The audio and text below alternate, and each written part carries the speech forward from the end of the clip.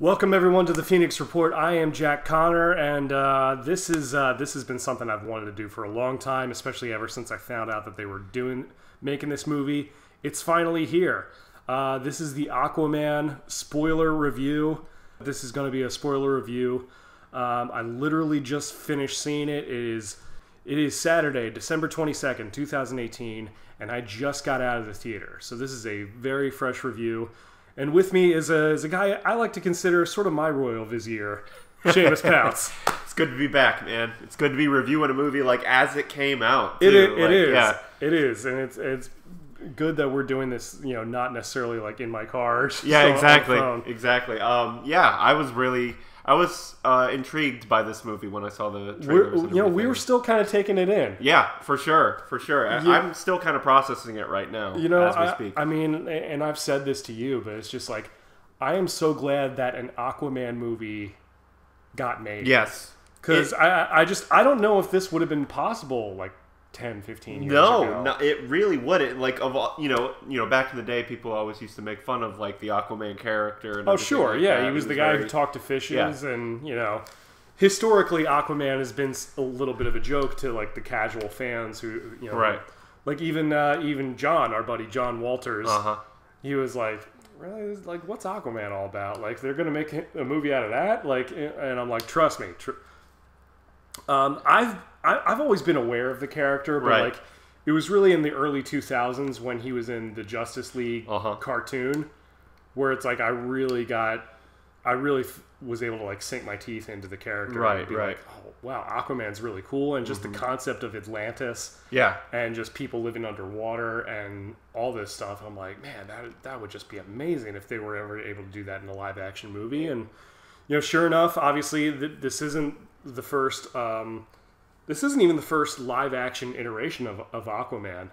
Really? In the early 2000s, they shot a pilot of it, the producers of Smallville. Oh, wow. I didn't know this. And, yeah, it was originally going to be called Mercy Reef. Okay. It's actually available on iTunes, I think. Okay. Like the unaired Aquaman pilot. It never got picked up to series, but they had Justin Hartley. Star as Arthur, as Aquaman, and Justin Hartley, who's now his big role, he's in This Is Us. Right. He later went on to play Green Arrow in Smallville. Okay, gotcha. Yeah. So and Aquaman also made an appearance in Smallville, but it was played by Alan Ritchson. Okay. Who does the voice of Raphael in the latest Ninja Turtles movies. And he was on that show Blue Mountain State for a little while. Okay, yeah, I think. And he's actually in the new Titans series on DC Universe playing Hawk. Oh, Hawk cool. and Dove. Awesome. So a lot of DC cred right there. A lot of superhero cred in a lot of ways. For sure.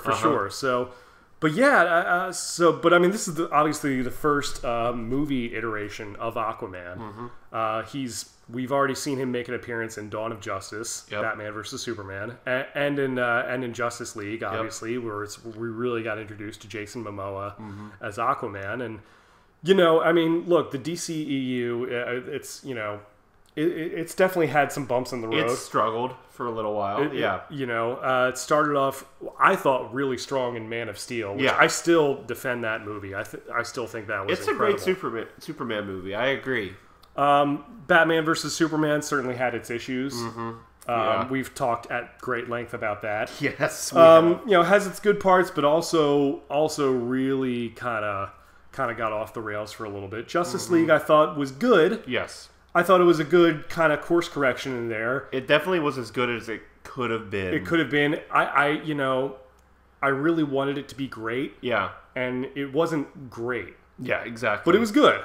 Yeah, so enjoyable. At least it was the start of something. I'm like, okay, I can work with this. Wonder Woman was great. Yes. Suicide Squad, I really liked. Okay. I know you weren't a fan of it. I know that had some issues behind the scenes. Yeah, exactly. I appreciated it for what it was. It was silly. I don't want to get too much into Suicide Squad or anything like that, but yeah, the DC universe has definitely had like its bumps in the road. It's had its ups and downs. Yeah, for sure. But like again, it's a cinematic universe that I really want to see do well. Yeah, absolutely. Because I think I like a lot of what I've seen so far, and I think that you have enough there to kind of I mean, these are great. Like, this is great source material. I feel like the positives outweigh the negatives. Oh, absolutely, absolutely. My they have great characters to work with. The superheroes in the DC universe, the DC Comics universe, are super interesting and super fun to watch and super fun to read. So I think they do have the potential to make something great. And I think this movie kind of proved what it can. I agree. And look, nothing against the Marvel characters. I love the Marvel characters, but I mean, me, I've always been a DC guy. Yeah. I mean, that's what I read mostly growing up. I didn't read Marvel stuff as much. I still like them, but I will argue that DC, for me, I like those characters more. Mm-hmm. But again, I love Marvel too. Yeah. So Marvel fanboys, don't come after me. All right, I like it all. All right. Exactly. There doesn't have to be a war or anything like that. So.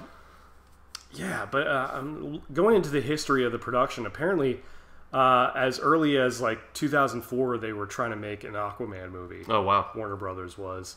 Yeah, so which doesn't surprise me. I mean, obviously the character's been around for a long time. Uh-huh. Just on the character of Aquaman itself, It was created by Mort Weisinger and Paul Norris in 1941. Okay, so yeah, Aquaman goes back years, like almost. Almost as old as Batman and Superman. Exactly. So 1941. So that's he's one of the pillars of the Justice League for sure. Yeah, he's definitely upper tier of DC. Mm-hmm. It was a pretty straight ahead. Like it wasn't really even an origin story necessarily. They kind of because we've already it didn't have all necessarily the same tropes as a typical origin story. Exactly. Because we've already seen Aquaman show up in Justice League. Mm-hmm. He already knows about Atlantis. Yeah. He knew about it growing up, from his mom. They executed, I mean, because this is the first movie, solely starring Aquaman, they executed it pretty well in, like, showing it in flashbacks. Yeah. How, like, he was trained and how his parents cis parents met and things. And I felt like that was really well executed. It wasn't just an origin story. It was actually, like, it was a lot more than that. Yeah, it had moments of that, of course. It had, dealing into his childhood. Mm-hmm. And, it basically culminated with him taking the throne. Yep. So in a way, it sort of was. I mean, in the sense of him being the king. Right. But, he had been around. Exactly. Man for a little while. Exactly. So you started with sort of the classic story where Thomas Curry in Maine. For some reason, I thought it was Alaska because I thought he might have been Inuit, Eskimo. Oh, okay, I see. But I mean, but yeah, it was in Maine, where at Mercy Reef, mm-hmm. where Thomas Curry, he lives in a lighthouse. He's a fisherman. He rescues Queen Atlanta. Uh-huh. Queen Atlanta. Is it Atlanta? Yes. Atlanta. Okay. Not the city in Georgia. I mean, Atlanta. Aquaman is a true son of Atlanta. Right. He's from the deep south. He's from the deep south. No, but yeah. So I mean, in different versions of Aquaman, especially historically in the Crisis, there was pre-Crisis and post-Crisis. Right. In some versions of it, he wasn't the biological son of a human. Right. Where they mentioned King Atlan. Uh-huh. Originally, I think in the post-Crisis Aquaman, Atlan was a wizard, and he was Arthur's biological father. Oh, wow, okay. And he was born with the name Orin. Okay. But he got adopted by Thomas Curry. Yeah. And, but who still was in love with his mother. Mm-hmm. And he was named Arthur and all that. So, but apparently they didn't use the birth name Orin in there, but, he was Arthur. He was just born as Arthur Curry. Yeah, that was it. It was really cool, like almost like had a lot of kind of Game of Thrones vibe of him being like a half-breed and everything. Spoilers for Game of Thrones. I'm not going to go too much into it, but it was very beautifully done. And just even the chemistry between Thomas and Atlanta was kind of beautiful. It really was kind of sweet. It was like they're out like sort of in the frontier, and it seemed very mythic. It did. It was almost poetic. You always hear like these poems of like these mariners or like the old man in the sea or anything like that. And that's like the first part of the movie. That's what it really reminded me of. This like guy that's like a lighthouse keeper. He rescues this queen of the sea and everything like that, and they fall in love. It really seemed like almost like a fairy tale or a poem or something. That's kind of the vibe I got from it as well. Like it was really cool. Just like it felt like a medieval kind of origin in a lot of ways. Yeah, it was a very just like idyllic kind of existence they had. They fell in love, they got married and had a baby. I think they got married. They didn't show like a wedding, but we're just assuming. Right. But then she was attacked. They were attacked by by people from Atlantis. They were like the soldiers. They were like water stormtroopers that came in. Yeah, they were very stormtrooper-like. And I like the... and I thought it was interesting how they had the effect of like, where they were wearing basically scuba suits, but keeping water in because they couldn't breathe oxygen. And I was wondering why certain people could and certain people couldn't bring oxygen at first, but they explained it in the movie. Yeah, they explained it, I guess, if you're like highborn, I guess if you're a member of the nobility, it's some sort of genetic thing where they're basically like amphibians. Yeah.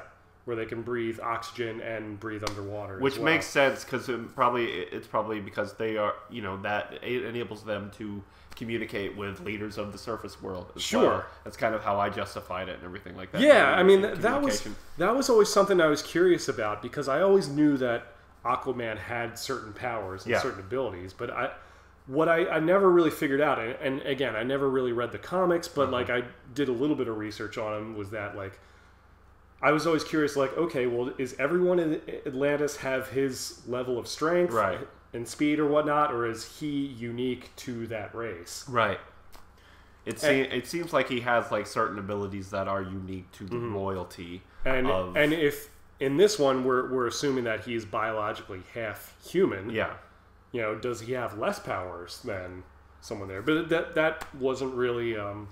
Yeah, they didn't really suggest that. No, they didn't. They didn't suggest that he was any weaker for being a human, which I kind of appreciate. He's kind of the son of both worlds, and everything like that. And it was a prophecy thing where like they used to tell of like this king that's going to come after like the reign of King Atlan. King Atlan is like the first king of Atlantis, according to this, and everything like that. Right. So they had like this prophecy where one day this other king is going to come and he's going to bring together both the surface world and I mean it's a type of story that it's not necessarily the most original like format necessarily. I mean, stories like that have existed for years. But it always works. Yes, and the thing is, it's a formula, but it works. Yes, it's very much like King Arthur. Yes, where he finds the sword in the stone. He has to find this mythical trident. It is very much like King Arthur. I mean, down to the name, even. Yeah. Like, the thing is, it's not necessarily... The thing why this movie works, in my mind, because of, like, say, the lore or anything like that. I think it's mainly because of the execution. Like, the execution of this movie was beautiful. Like, in the first part of the movie, when I believe, what was... Atlanta gets attacked by those stormtrooper guards and everything like that. There was this huge one-shot scene of her just like completely destroying them, and it's like you see like Thomas and Arthur kind of hiding in the background and everything like that. Thomas throws her trident, and like we find out that her trident is actually the trident that was actually used in Justice League. So that kind of explains that. But so that's how he gets his trident. And Mom can fight, by the way. And Mom is a badass. Like, right? What in the world? It was one of... I always, you see these fight scenes on like Daredevil. They had one on Creed where like these are these one-shot scenes. And I love when people can do that right, and this was done right. It was awesome. Really, really cool. By the way, it just occurred to me, technically this would not be Nicole Kidman's first DC movie. Would it not? She was in Batman Forever back in '95. Oh my gosh! Wow. I mean, she's a vet. You were probably young to remember that, but I remember seeing that in the theaters. Yep. That was she was Chase Meridian's, the love interest of Bruce Wayne in that one. That's right, Batman Forever. So different iteration, of course. Of course, yeah. But yeah, she's kind of a DC vet as well. Yeah. We have some other people that aren't too unfamiliar with nerd like culture and everything. For sure. Well, we'll get into the cast in a minute there. Well, first of all, you have Thomas Curry, who was played by Jango Fett. Yeah, Tamora Morrison. He was Jango and Boba and all the clones in Star Wars. Exactly. So it was cool to see him coming back and everything like that. Arthur's dad. Good. Yeah. So he's pretty good. So then they forward. They show a few scenes of him, growing up without his mom, and just sort of the tragedy behind that, and how she had to leave. She had to go back Yes. Otherwise, they wouldn't be safe. And, unfortunately, Tom had to take care of the kid by himself. Mm-hmm. So there was definitely some tragedy behind that. And, I know, even in Justice League, you remember that scene where he, hinted that he was mad at his mom for leaving him, right? Because he thought that she just abandoned the family, right? Exactly. And it's hard to process that stuff as a kid and everything, and not understand that it was for his own good. So we pick up to about a year, roughly a year after the events of Justice League, pretty much in real time compared to when the Justice League movie came out. Yeah. So Aquaman is still doing his thing. He's still kind of going around and helping people out and. He's kind of he kind of almost lives he lives like a biker lifestyle or whatever. Yeah, very sort of a nomadic existence. Yeah. Kind of goes back, still sees his dad, and, still has a relationship with his dad, and kind of not unlike where Clark Kent was in for a lot of Man of Steel. He was just kind of going from place to place, kind of just helping out his fellow man. Yep. And before we saw him being having that kind of lifestyle, there was this whole attack on a submarine. It was like a Russian nuclear sub. Yeah, and these guys, they were mercenaries, basically modern day pirates. Yeah. Mm-hmm. But they were obviously very well trained. They had a lot of high tech equipment that came in on the sub, a sub that attached to the giant nuclear sub. And they kind of invaded. They took over. Yeah, and we saw the guy who would become Black Manta. Yeah, exactly. Who I think for his character in the comics, David Hyde. Okay. I think in the comics, his son becomes Aqualad. Okay. Wow. Oh, wow. That's awesome. I need to catch the up on my Aqualad DC that comics. You see in Young Justice. Exactly. Yeah. So David Hyde, Black Manta, was there with his father. Uh-huh. Who was also a soldier, and they explained that I guess they came from a military family. Exactly. They explained that his grandfather was in World War II. Mm-hmm. He was a Navy SEAL and stuff like that. That explains one of the original frogmen. Yeah. And they had kind of this history of just being these sea pirates or undersea pirates and everything. So it was really kind of cool to see that a little bit of backstory and everything. Yeah. Even for what essentially ended up being kind of a smaller character in this movie. Yeah. But they established a lot of good foundation for. And there was a reason for it. He wasn't necessarily just going around stealing stuff to make money. He was working with Orm. Yeah. Who at that point was the king of Atlantis, Aquaman's half brother, who was not a good dude. Yeah, exactly. In the comics, he's known as Ocean Master. Yeah. And so it was really cool seeing him with the Ocean Master helmet on. Exactly. Yeah. And even seeing Black Manta with his armor on, it looked straight out of the comics. And that's what I like about this movie. They don't shy away from the spectacle that comics provide. And that's one thing that is really cool about, you see something like this movie, like Aquaman. This is a little bit of a tangent, I guess, but you see something like this movie, like Aquaman, and then you go back to X-Men or Blade or something like that, released in the 90s, and how we've come so far that we've become so acclimated to these characters in cinema that we can show Aquaman in his golden and green suit. And it's not a spoiler because that's on the poster, but but it was cool seeing it's like he earned it. Yeah, exactly. And that's that was all earned. Exactly. And that's what made it that much better. Just being able to appreciate the spectacle of these characters as they were meant to be seen by the artists and everything from the comics. Exactly. Is really awesome. So apparently we learned that Atlantis is one of many kingdoms. Yes. Underwater. And that we they have 7 or something like that, or which I think that was the whole thing. I remember even in the Justice League they had posters "Unite the 7." So that makes sense. So maybe that was a call forward to this. Okay. Which I think they were probably going to mention in the original Justice League cut, but maybe. Yeah, again, that's a long conversation. That's a long, sad story. That's a completely different conversation. So they had these 7 different kingdoms under the sea. Yeah, and we see Mira's father, King Nereus of Zebel. who's played by Dolph Lundgren. Dolph Lundgren's getting a lot of work this year, man. Between this and Creed 2, I mean, that's awesome. And we saw Amber Heard in Justice League. She made an appearance. That's there. Right. That's right. She did. But we see them, again, and they apparently in this one, Orm is already the king of Atlantis, and Mira is already sort of promised to him. She's already engaged, right? To marry him. As a part of an agreement, arranged marriage. Typical royal stuff. Yeah, in a lot of ways. We find that out. When she comes to the surface to tell him that he needs to dethrone his brother. Yeah, because they are planning an all-out war on the surface. Exactly. Basically, I can't remember exactly why the surface world. Well, just because of different things like pollution and this had been something that had been kind of breeding for a while. Yeah, exactly. I mean, just in terms of general environmental concerns, and you could tell that Orm has really wanted to do this for a while. Exactly.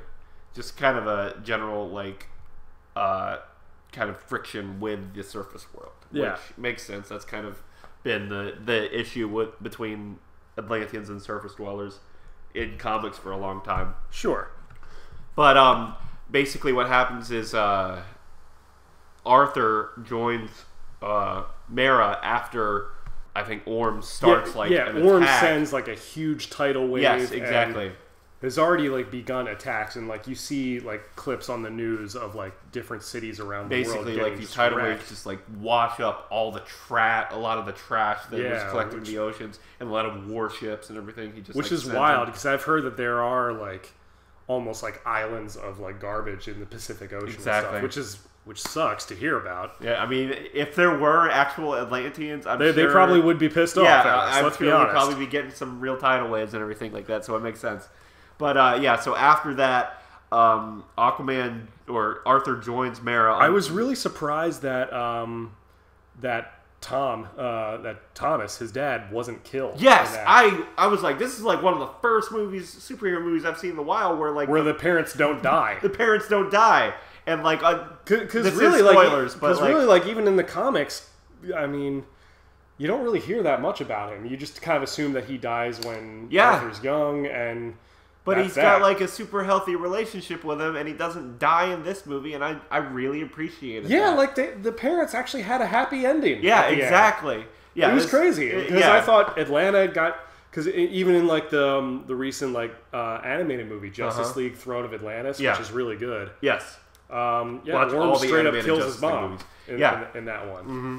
And we'll get into how we figure out she survives later, but the parents don't die in this movie, which I thought was cool. And it was just he has a really good healthy relationship with his father. Mera helps. I mean, he gets trapped in the truck when the tidal wave hits. Yeah. But Arthur rescues him. Mera uses her water bending powers. Mera has some extra magic powers. Yeah. She literally can. I'm guessing not all Atlanteans have. Exactly. She can, and I've seen this in the Young Justice cartoon. Exactly. Where they use sorcery and stuff like that. Where she can make hard water constructs. She can make knives and stuff from water that could stab people. She just absorbed the water out of his lungs in order for him to be able to breathe and everything. Yeah, she's got some magic witchy stuff going on there, but it's cool. It's so awesome. The effects in this movie are amazing, and that tidal wave was really cool to see, and that was just the start. Yeah. This movie, I swear. And then after that, they start. Arthur realizes he needs to do something, and he joins Mera. Going down to Atlantis. They go to Atlantis. He challenges Orm for the throne. Yes.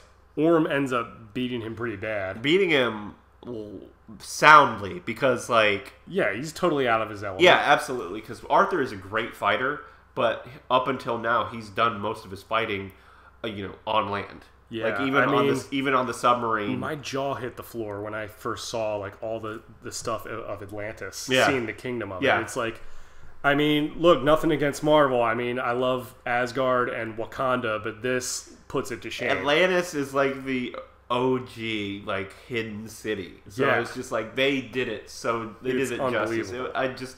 it felt like you were underwater, and it was like this ancient and modern city at the same time. Yeah, I mean, it was better than even Themyscira in DC. Yeah, exactly. Which Themyscira looked great too. Paradise Island, but it did. But this is an entire like civilization that has been around for thousands and thousands of years, and it really and like super advanced as well. Yeah, and like all the lighting, like all the lights were like done with like bioluminescent, like jellyfish almost. Yeah. It seemed like. And where we met Volko, who's the royal vizier to Orm, and has also been sort of Arthur's mentor. Exactly, and Volko is played by another Willem Dafoe, another superhero veteran or supervillain veteran. DC got him. Yep, they got him. He jumped ship. Yep, he did.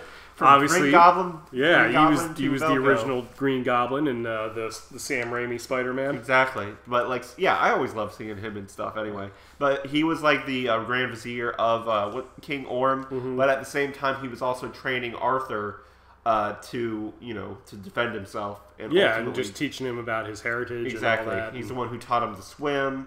He taught him about Atlantis. He taught him, a lot of just different things. He was kind of just like his teaching figure. Growing up. But like there were times where I was wondering, like, okay, whose side is this dude on? Yeah, he played both sides pretty well. And again, back to the Game of Thrones thing, he was almost like a good version of like what's his name? A Littlefinger? Yeah, or, Littlefinger. In a lot of ways. Or a Tyrion Lannister, I guess. Yeah, in a lot of ways. Kind of went along to get along, but exactly. He was, again, there's a lot of Game of Thrones references, but he's almost like what's his name, the Spider. Like being like doing things for the good of the realm and like a lot of those things.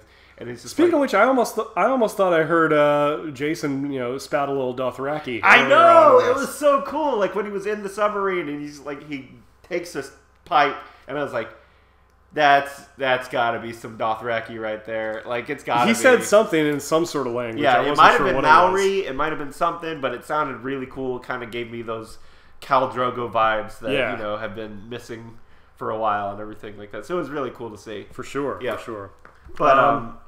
But yeah, so Mira kind of busts him out, and they're both fugitives. Yes. And at one point, and I've been trying to figure this out ever since I saw the trailer. They go to the Sahara Desert. Yeah. Not the place you expected to see in an Aquaman movie. Absolutely not. Like, and I think it kind of good little contrast with what they just came out of and everything like that. And apparently, the Sahara was the home of another undersea kingdom, one of the seven kingdoms, the Deserters, and like because of that, like I guess somehow the kingdom dried up or something like that. Literally, yeah, like literally dried up and turned into the Sahara Desert, and that is where they they found some sort of clue as to where they found where like a map. Or they already had a map earlier from the meeting with Volko. Before Arthur faced off against Orm and everything. This is getting really convoluted. But they found this map and they were able to activate the map in the this little hidden city. It's kind of like National Treasure meets the Goonies. It really was. Well, of course, you see like movies like Sahara and like different movies like National Treasure. Like you have. It really had that kind of treasure hunt vibe, which I loved. It was awesome. But they got this message from King Atlan. I can't believe I'm remembering these names. Yeah. But it was like a really old hologram recorder of it. Yeah. Which is interesting how he was telling like the history of Atlantis and how it tied into. I'm guessing it had something to do with the Olympian gods, which probably ties it into Wonder Woman, exactly, and maybe the new gods with Darkseid and Steppenwolf and whatnot. You know what I was thinking the whole time I was watching this movie, and I know this is completely off track, but this would make an amazing ride. This whole scenery, it hit me when I saw that giant hologram of King Atlan. I was like, I would love to see that in a ride. I mean, look, we're located in Orlando, which is the theme park capital of the world. Exactly. Unfortunately, we don't have a Six Flags because Six Flags owns all the DC stuff. True. So, I mean, Disney's got Marvel. Exactly. DC doesn't really have too much in the way of ride. It's unfortunate because that this whole movie just seemed like one big like theme park ride. Yes. It was awesome. It also seemed like a video game, like Injustice, Gods Among Us. Exactly. See, like that. That was going to mention earlier about Injustice. That was the first time that I saw Aquaman as he could be. Because they, he's a lot like Arthur in this movie, where he's like summoning these giant sea creatures and everything like that. So it's, it's really cool to see. Again, going back, it's really cool to see Aquaman as he should be. But they go to the Sahara Desert. They see this message, and they have to apparently, like, the message tells them that they have to go in some. There was some kind of map or something like that points leads to Sicily. Yeah, they have to go to Sicily in Italy, and this was this was an awesome scene too. Yeah, the chase scene and everything when Black Manta finally tracked them down. Exactly. He was working with Orm, so Orm supplied him with soldiers and like Atlantean tech. Yeah, Black Manta comes back and like, which was really cool. Yes. Really cool twist on it. And Black Manta comes back and like Orm provides him with this giant like rifle, and like it looked like a giant super soaker. It was awesome. Mm-hmm. It really was a giant super soaker, because basically what it did, it turned water into plasma. Into like plasma energy, and it was just like... It was like a giant railgun, and it was awesome. And like, apparently... I almost think about like, you ever watch That 70s Show? Yeah. It's like, I heard there's a car and it runs on water, man. It runs on water, man!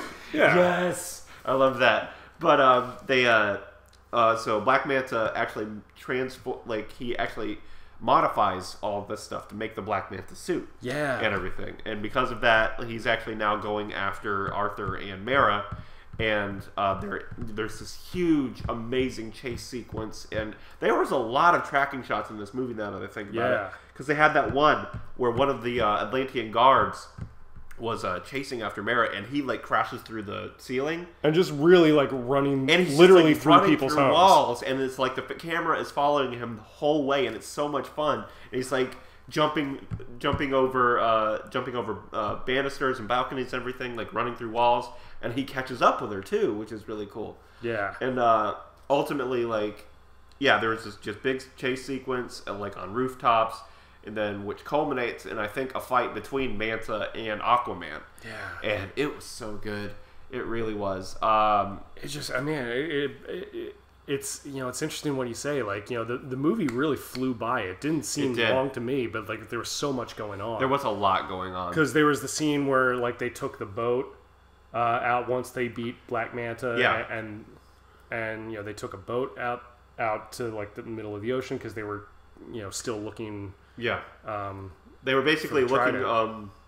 But then they had found the location of the trident. Then they get these monsters that are called the Trench. Yeah, that are like these savage like beasts from the kingdoms. They attack them.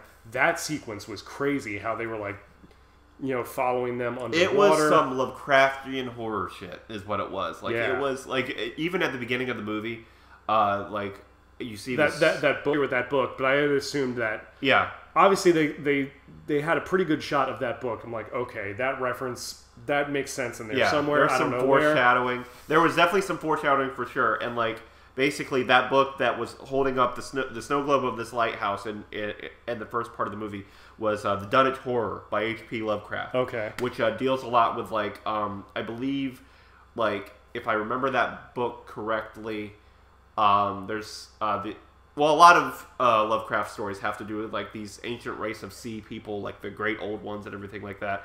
And like you hear his description of that. Yeah. That's exactly what these creatures looked like. They were basically like Lovecraftian monsters that were coming after him, and it was scary. It was legitimately like a horror scene almost. Yeah, like where it's like it kind of reminded me of like the third Pirates of the Caribbean movie where they were in the whirlpool. Exactly. And just like, but they were like. But Arthur and Mera, they were swimming down. They had the flare, and it was like pitch black. But you saw like the trench, the monster swimming after them. Yeah, it was really cool. Yeah, that's the thing. Like they had like apparently the fish were like scared of light or whatever because they're deep sea creatures.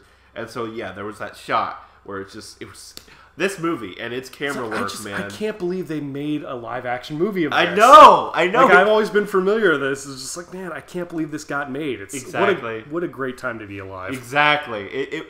This movie and they managed to figure out visually does it justice. And they managed to figure out like the underwater effects of them talking underwater and even like the way their hair moved underwater, and just even the way the voices, like how the voices like carried and everything like that. Yeah, they did modified. Some audio tricks to it, and even like the visuals where it's like the light was distorted a bit. It was so awesome to see. This was a visual masterpiece for sure. Yeah. So eventually they find the like this giant like whirlpool or maelstrom in the middle of the trench. Yeah, and that like opens up some sort of wormhole. Yeah. To like this uncharted area near like the Earth's core. Exactly. Which man, there's like this really obscure DC comic that I remember hearing about from the Justice League Unlimited cartoon. And I don't know if this was like a call, like a tie into that. But like because there was this character named like Warlord. Right. He was like a guy who. He was just like a regular guy who got sucked into this world that was beneath the surface of the Earth. Exactly. But it was like a medieval, like, situation where there were like dragons and all kinds of crazy shit down there. Awesome. That sounds really cool. So, like, yeah, I mean, I'm thinking like, wow, this is like deep cuts. Yeah, I mean, that's like, gotta love it when they do stuff like that. I don't know if this is like a reference to that, but it's this heretofore undiscovered place in the Earth's core and everything. And apparently we find out that Atlanta is alive. We thought she was executed. Like Mara, before like Mara gets thrown out of this maelstrom and like she's almost eaten by what is essentially like a ancient sea dinosaur, sea dinosaur. And out of nowhere we see like this streak, and which we assume is Aquaman. I assumed it was Arthur. But then we get up and like this person is like dressed up in like the outer carapace of like these she had some wicked crazy armor. Like, I almost thought she was like a monster herself. Yeah, that's the thing. I think she she took some pieces of the trench dwellers and like made her own armor out of that. But like she takes it off, and as soon as I saw who like it was a human person, I was like, that's probably Mara. Like I mean, that's probably Atlanta. Yeah. I mean, it kind of reminded me of in Ant-Man and the Wasp, where they found Janet in the quantum realm. It really did. It reminded me a lot of that. Like they telegraphed it pretty well. They never really showed her die or anything like that. They said they sacrificed her through the trench and stuff. Yeah, that's true. That's true. But that's perfectly fine. And like, so you have the reunion moment with his mom, and then he had to like fight that mythical creature to get the trident. Yes. Exactly. It was like these giant tentacles come out that are guarding the trident. Oh, also, they kind of suggested that he's the only one who can like talk to sea creatures. Exactly. Apparently, that's like an ability that's unique to Arthur. It's an ability unique to Arthur and ultimately King Atlan at first. Yeah. Okay. Yeah. So that's like a hereditary thing that got passed down. So King Atlan was one of the few people that could talk to. And like Arthur, the whole time, like and me? Exactly. Like Arthur responds, and the creature's like, "You can understand me? Like, what's going on here?" I was waiting for them to like stop and have just like a casual conversation. Like, exactly. Oh well, hey, how's it going? I haven't talked to anybody in like really like this is great. I haven't talked to anybody. Yeah. Take the thing. Go. Yeah, go. All right, get out of here. But like, so these tentacles like basically almost kill, like not almost kill Arthur, but like he talks to him. They realize that maybe this is probably one of the heirs of the Atlantean throne. But it's almost like he admits, like, I don't know what I'm doing. I don't want to be king, but it's almost like that, be like, oh, well, that's how he's ready, because he's humble enough to admit that. Exactly. His humility is what... Sort of a reverse psychology deal. Exactly. Like, nobody that, I've talked to a lot of people before, that nobody that actually wants to be a leader should be a leader. Right. It should be somebody that's humble enough to admit that they need help and everything like that. They don't have all the answers. Exactly, and that's what Arthur did. And like it's like the Socratic method. The only true wisdom consists in knowing that you know nothing. Exactly. Yeah, exactly. And by the way, I totally got that from Bill and Ted. It's perfect. So great. It's so great. But then like that's where he gets the trident, he gets the Aquaman suit. you know, the yellow armor with the green, and it's just like the gloves and the scales. And like I said, that moment is earned because he got it. Yeah, and he walks out of that. I mean, just that shot of him walking out of that waterfall is like, oh my god, he looks like he's right out of the comic. That was Aquaman, and like it wasn't just Jason Momoa as Aquaman. Yeah. It was Aquaman, like in my mind, and I feel like to a lot of people. To a lot of you know, kids and everything like that watching this movie, that's what Aquaman's going to be. Because like I remember being a little skeptical when I first heard that they cast him as that. Because one of Aquaman's, you know, defining characteristics is that he has blonde hair. Exactly. You know, I mean, it doesn't matter like what ethnicity or what race he is, but it's just like usually him having blonde hair was always a defining characteristic of him. So much so that like in the post-crisis version where it's like he was thrown out because blonde hair was like seen as having a curse. Oh wow! Okay. The curse of Kordax, and this is deep cuts by the way. But that wasn't the case in this one. Yeah, and like it works though. I mean, he has a little bit of like the blonde with like the bleach look and everything like that, just because he's lived by the sea his whole life. Yeah, and just between that and the armor. So then they finally go like, okay, well now I have the trident. Now we can get out of this, you know, pocket dimension that we're at in the Earth's core or whatever. And they're able to like kind of lead the charge. He rides a goddamn kraken. Yes. All right. Into battle. So like, at first, oh my god, a couple of the factions had already like aligned, you know, with under King Orm, and they were taking control of. I believe it was the Brine Kingdom. Yes. Which was the Brine King. Which I immediately thought of the crab people. The crab people from South Park. Yes. Or Zoidberg from Futurama. Yes, exactly. This was like the lobster people. This was a bunch of like different crabs. They had literally a giant crab as like, you know, artillery and everything like that. And they were going to war because they, you know, they kind of kept to themselves. They didn't want to ally themselves. A lot of it was just like Orm wanted to take control of all the seven kingdoms. He wanted to unite the kingdoms and fight. He wanted to unite the kingdoms to destroy the surface. So that's also why he was working with Manta, because he needed a patsy. Yes, in order to start a war. Exactly. And so, in the middle of this battle. Freaking like it's a gorgeous battle too. Like my goodness, it's like Lord of the Rings level awesome. Yeah. Like all these like fish people are fighting these crab people, and like out of nowhere you see, and it's like in this like lava pit, and out of nowhere you see like these cracks in the ground come up, and you see these tentacles start coming up, and you kind of know what's gonna happen, but like Arthur, like or the Kraken monster, I can't remember the name of the monster, but this it looked like Cthulhu or something. It did. I didn't know what. It was like. This giant kaiju comes out of nowhere, and we assumed that was probably the monster that was guarding the trident. And at the, you know, he comes up, and it looks like something straight off the Pacific Rim. Yeah. And like he comes up, and at the base of this thing's nose is Aquaman in all of his glory. Oh my god! It was incredible. Commander of the sea, and like all of these the trench dwellers and all these different types of fish come out, and they start attacking the other army. He does his little sonar thing, and he controls the sharks that the other guys were riding on. Yeah, like you had dudes riding sharks. Yeah. You had Mira riding a killer whale, an orca.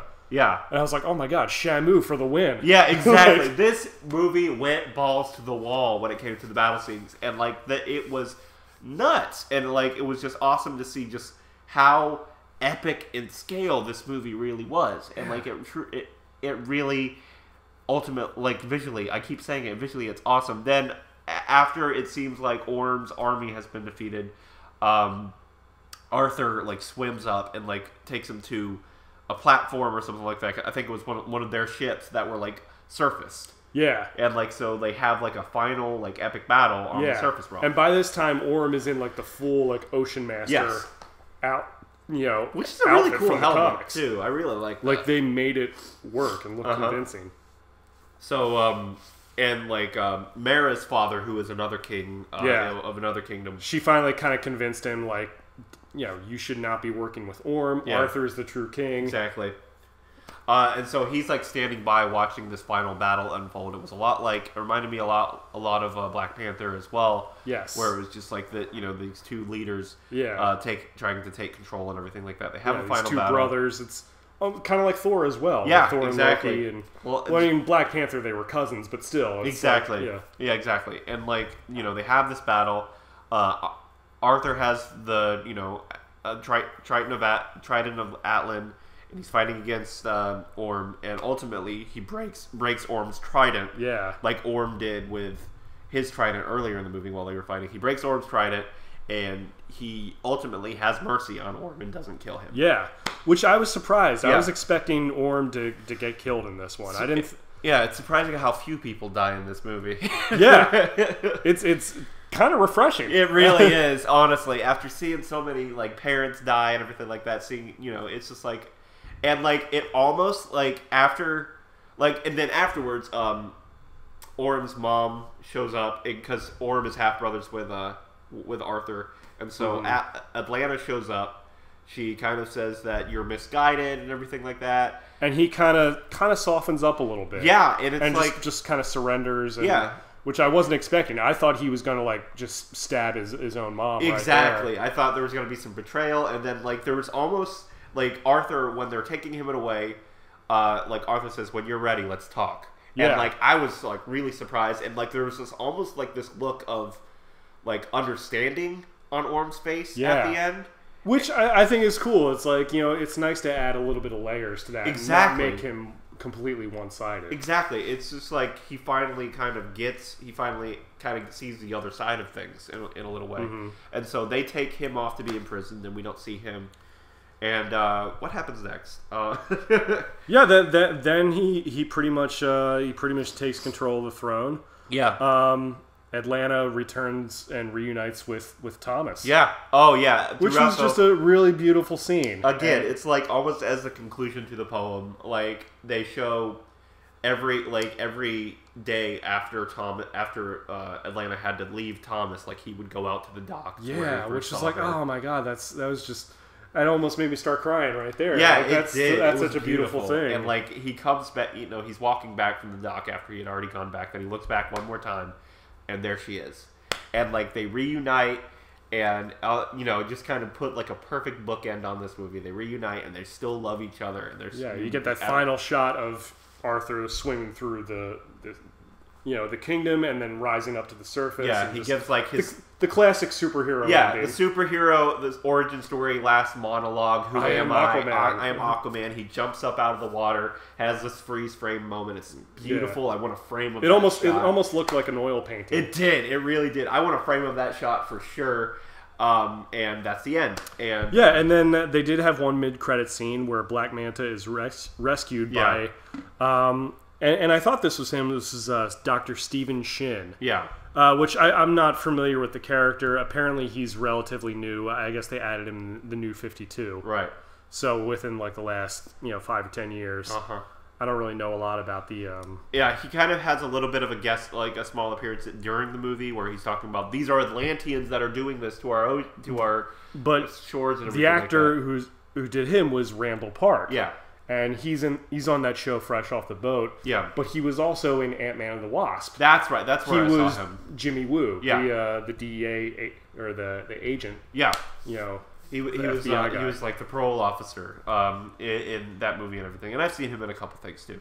So he ends up rescuing Black Manta, and he's working on his stuff. And So I don't know if this guy's supposed to be a bad guy, but he's interested in Atlantis, and maybe Black Manta might be using him to get revenge on Aquaman because his father died earlier, which I don't know if I mentioned that earlier, but like his father died, like Aquaman could have saved him. Aquaman like kind of shows a little bit of his true colors in this point where he's not, all like, like squeaky clean. He was like, well, this person like killed a lot of people. I'm not going to and you just tried to kill me. Like screw you, buddy. Yeah, exactly. So like he lets his father die in the submarine and everything like that. So that's kind of Black Manta's motivation as well.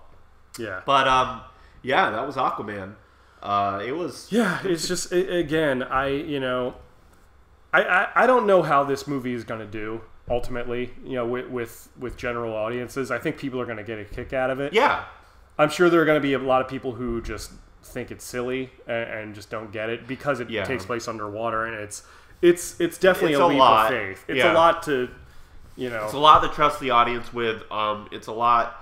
Like, you basically have to really just want to see a ridiculous superhero movie in order to love this thing. Like, it's not cheesy by any stretch of the imagination or anything like that. It's just, if superhero movies and sci-fi movies and stuff like that aren't your thing, this isn't going to be your thing. Yeah. For sure. But, like, at the same time, it's still got a really rich story. Really good characters. And, I mean, especially if you're a DC fan, you're going to love this. Absolutely. And look, give him credit. Like...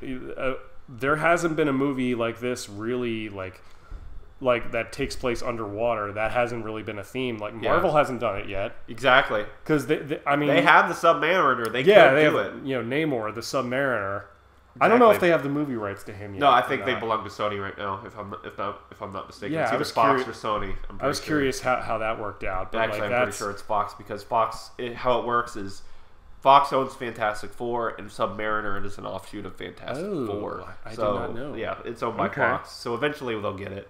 Yeah. That's going to be an awesome movie when that eventually comes out as well. Yeah. I guess the merger. Did that go through? I'm not really sure what the status with that is. It's still kind of in limbo, but I think I haven't heard any new news about it. But like the whole thing about like Once Upon a Deadpool came out, and that was almost like a test to see how well the PG-13 Deadpool would track with audiences and everything like that. So we'll find out in the next couple of years and everything like that. Maybe. Let's run down the cast for a little bit. You know, Jason Momoa, you know, obviously is his third appearance as Aquaman now. He really brings like his own kind of flavor to the character. Yes, absolutely. He brings like this surfer dude aspects to it. Yeah, he's like, it's almost like Aqua Bro. Yeah, it works though. It really it does. I mean, and traditionally Aquaman has almost been more of a serious character. Yeah. Very a little bit removed from humanity. He's more like stately, he's more like regal. Yeah, exactly. Where this one, like this was an Aquaman who grew up in our world. Yeah. So he's like, he was raised above the surface, so he's more of like a down-to-earth kind of guy. Exactly. No pun intended. Maybe would it be up to earth? I don't know in that case. But elevation. But like he's like a regular dude who happens to, also, know about his heritage. Yeah, exactly. So he's not totally, it's not totally, pardon the pun, a fish out of water story. Lots of puns. But again, I don't mean it that way. But that's yeah, exactly. It's not. Like he's a lot more down. He brings the humor to it for sure. He brings a lot of charm to it as well. Definitely, it prevents the movie from taking itself too seriously. Exactly. Which I think you do need a little bit of that balance. You need a little bit of self-awareness in a movie like this. Because there's a lot of stuff going on and things like that. A lot of stuff is kind of silly. But and then you have Amber Heard playing Mera. As Mera. I thought she was okay. She was all right. She was probably the weakest actress. The weakest actor in the movie. There were some scenes where I'm like, okay, they could probably have done another read of that. I mean, I mainly knew her as being, briefly married to Johnny Depp until recently. I'm trying to think what else she's done. She's done Pineapple Express. That's right. Zombieland. She was in Magic Mike, the sequel to that. So she's done a few things. She was in like Friday Night Lights, Alpha Dog. And I don't know this she's mainly known as like being a hot chick. Yeah, and she wasn't bad in the role. No, I feel like they probably could have gotten somebody. They probably could have gotten a better actress to play here. That's the thing. Look, she is gorgeous. She is beautiful. Yeah, she looks like Mera for sure. Like if you look at the comics and everything like that, and they get that right, but. I don't know, just some of the line reads that she was doing and everything like that. Yeah, I mean, I thought she could have had a little bit better chemistry with Jason Momoa. There wasn't honestly, I don't think there was a lot of chemistry between the two. That kiss at the end really wasn't that earned in my mind. No, although that was a really crazy, it was a great shot in and of itself, but like I don't know, it was one of those things where they had been just like taking shots at each other kind of the whole time during the movie, and like I don't know. It was one of those typical things, and like now in the comics they do get married and they do have a son, and she becomes his queen, obviously. But I thought Amber Heard did fine. Yeah, she did all right. It was fine. I mean, could there have been a better actress in there? Sure. Yeah. But I was okay with it. Willem Dafoe was great as Vulko. As always. Well, I've never seen a role that Willem Dafoe didn't do well. So, yeah, he's kind of one of my favorite actors. Not that he had like a lot to do in this one, but he was very much a supporting character. But he did it great. He really did. Patrick Wilson as Orm. He brought some emotion to it, I think. He's I first saw him in the Phantom of the Opera movie. Okay. He's like a thespian. He's one of those guys, like he can sing, he can act, he can do a lot of stuff. So it's kind of not really a DC movie, but he was Night Owl in Watchmen. Oh, that's right. That's where I saw him before. Now he looks okay. Absolutely. Yeah, that makes sense. So he's a really good actor. My mom was actually in New York City a couple weeks ago. And she was, and I think she and some of her girlfriends, they were there, and they saw Live with Kelly and Ryan, and Patrick Wilson was the guest there. Probably talking about Aquaman and everything. Yeah, just promoting Aquaman. So that's awesome. But yeah, he was good. I had heard like an interview where it's like he was a little confused. I don't know how much he knows about the source material and about superheroes. Right. Supposedly during the filming, he was like really confused, like talking to James Wan and be like, "What are we doing? Yeah, what is this movie?" Yeah, he's like, I guess we're supposed to be swimming, but talking underwater. Like, I think he had a hard time wrapping his head around it. Yeah, I can see how if you're an actor and not really familiar with Aquaman, it totally makes sense. I thought he did a good job. He did. You know, obviously there were a lot of moments where he could have been like a generic mustache twirly villain. No, he had layers though. But I mean, he's a really good actor. And I don't think he was phoning this one in. No, for sure. Like for the most part, a lot of these roles were really well acted. You have Dolph Lundgren as King Nereus, Mira's father. So good in that role. I tell you, like the last 10 years, he's been really having a career resurgence. Yeah, ever since like the Expendables. Yes, exactly. And Creed 2, which I saw. Yeah, exactly. Which we saw. Exactly. He looked really good in this role. Like I feel like he was just like that perfect like King of the Sea type thing. Like it was I could see why. And like I was thinking that his lines were going to be kind of iffy, but no, he acted. He did a good job. He's a really smart guy too. Like he's has like a degree from MIT and everything, which you wouldn't expect because he's always been this jacked, muscle bound guy, but like he's really smart too. Yeah, and he did a good job. I enjoyed seeing him in this. And then playing the part of Black Manta was Yahya Abdul Mateen II. Okay. Yahya, my man. Great name. Yeah. Yeah, he was in Baywatch. That's what I've seen him in. He played in The Greatest Showman as well. With Hugh Jackman. Oh, nice. That was a good movie. He did a really good job. Like he's been in a few things. He was in a show called The Get Down. Okay. I think I've heard of that. I don't know if that was. I guess he's going to be in the new Watchmen series. Oh, nice. That's going to be on HBO. Oh, that's going to be awesome. So that's going to be interesting to see what they do with that. Yeah, he's one of those guys very much like an up and coming actor. Yeah. But he was really great as Black Manta. Yeah, he really kind of showed. He definitely looked the part. I mean, you're not that that's like an overly complex role, but you could tell he had a motivation for. Yes, exactly.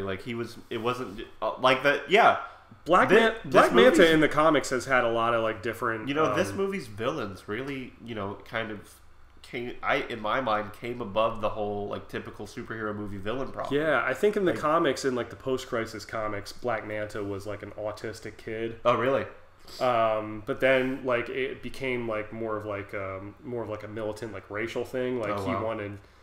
He wanted to take over Atlantis because being an African American, he thought that the surface was not good to black people, and that that if they took over the undersea kingdom, that they would have a place where they could rule. Which I'm kind of glad they didn't go that way. Yeah. Well, just because it's kind of a silly premise. It really is, and I don't think it would necessarily have worked. This one made a lot more sense, where he was this mercenary. It was a very personal. And he was story. A pirate, but his dad ended up getting killed, so he had a personal beef with Arthur. Yeah, it made sense. Nicole Kidman, as I mentioned, she did amazing. She did awesome. Portraying Atlan was a guy named Graham McTavish, who was in the Hobbit movies. Okay. And he was in the first Creed movie. Who did he play? He was Ricky Conlan's trainer. Okay, yeah. All right, I think I remember that. Yeah. Well, he was. But Nicole Kidman was awesome. Mm-hmm. Do they mention?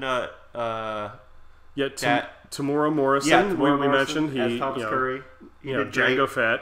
Like their love story at the beginning was really cool. Like it really was. I loved it.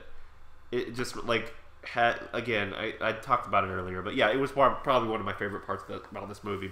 And they did a good job of making him look younger, and then aging him up a little bit. They really have done which I don't think he's that old. Like no, he's okay. He's 57. That's not that old, all considering and everything. They kind of aged him up a little bit. Yeah, exactly. But yeah, it was. As far as the cast, it was really well acted for the most part, and it was great. It was a great movie. It's a great Christmas time blockbuster and everything. So yeah, it was a really good movie. And Ludi Lin, who played was like one of the generals. I didn't recognize him, but he was like the main henchman. Okay. But Ludi Lin, he played Zack in the Power Rangers movie. Really? Yeah, he played Zack, the Black Ranger, in the Power Rangers movie that came out. Okay, gotcha. So that's cool. Like I kind of saw his name in the credits. I was like, wait a minute, who is he? Dude, look who plays the voice of the Kraken, the Leviathan. Julie Andrews. Seriously? Yeah. The Julie, like Mary Poppins? Mary Poppins played the Kraken in this movie. Wow. That's awesome. I totally didn't know that. That's amazing. That's a deep...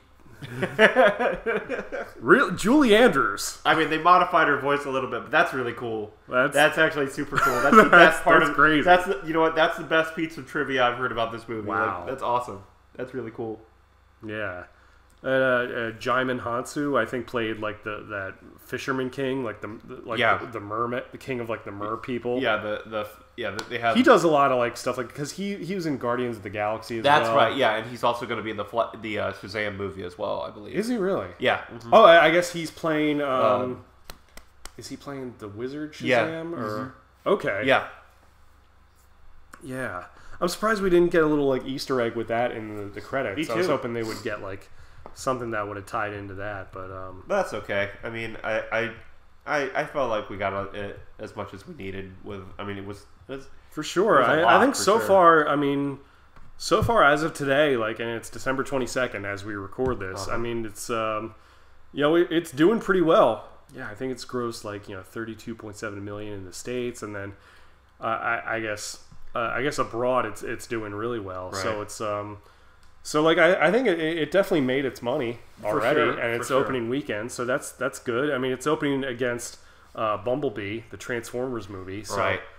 Oh wow, this had a higher pre-sale ticket on Atom tickets than Infinity War, which is pretty wild. Wow, like was not expecting that. Yeah, and I think just last week they had Into the Spider-Verse that came out. Exactly. Like, there's been a lot of like different superhero and like sci-fi movies that have come out. Or just even in general, like you have big movies like Mary Poppins Returns. Exactly. Different audience, obviously, but still, like that's a big movie. Mm-hmm.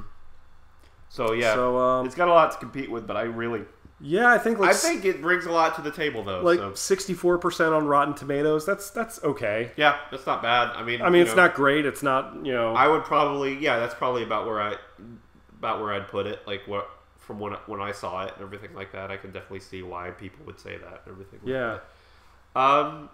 But yeah, it was. I enjoyed it, dude. I'm definitely gonna see it again. Yeah, no, I really enjoyed it. I'm probably gonna buy it when it comes out. Exactly. This is good. Like I really hope. I think when the DC movies, when they focus on the characters, focus on like telling good stories about these characters and getting the characters right, that's when they do well. That's why Wonder Woman did well. I think people were divided on Man of Steel, but I think Man of Steel did really well. It did. I think I at least personally loved it. Speaking, it did. And I looked at that as an origin story. Obviously, it's but I